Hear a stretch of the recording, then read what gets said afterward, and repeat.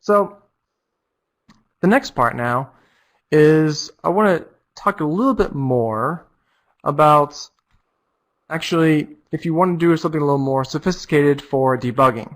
So you have the experience of loading up the ADL, right, which is the Adobe Debug Launcher, that first thing that we did.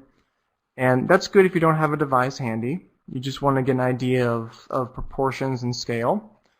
And then if you do have a device handy to you, it's really easy to simply build and package your application and push it to your device. But we also offer more debugging advancements for you and debugging capabilities. So I'll just quickly jump to a project I already have set up.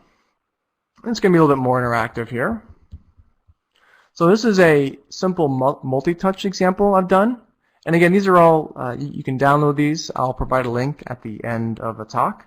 So you can actually download all this code and load this into the FDT free, and you'll be able to play with these and experiment with these.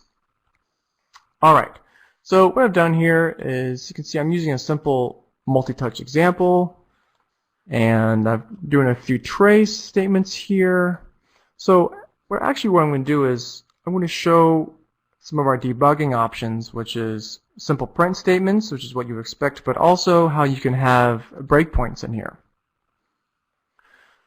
So what I'll do is that I'll add a breakpoint right here to line 49. I'll just double click in there. And for this multi-touch example, I will go to debug as mobile application. And last time we were doing run as, but this time I want to do debug as. Go ahead and do that, debug as.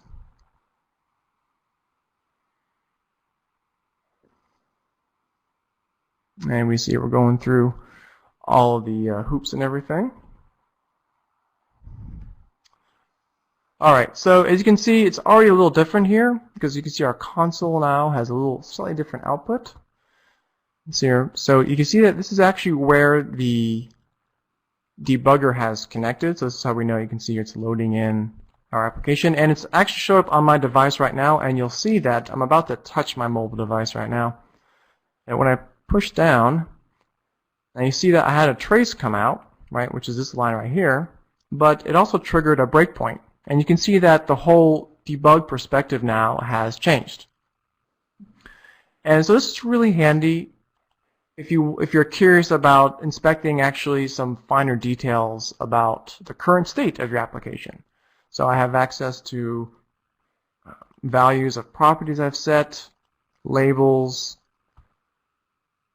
There's a dots left, so you can see these local variables I have in here and you can tunnel down inside of these. So this experience is really, really handy. Not so much in the beginning, but as you build your mobile application and get further on and gets more and more complicated, it's very, very handy to have a debugging tool such as this available to you. And of course, we have all the other typical debugging that you would with any other Flash application.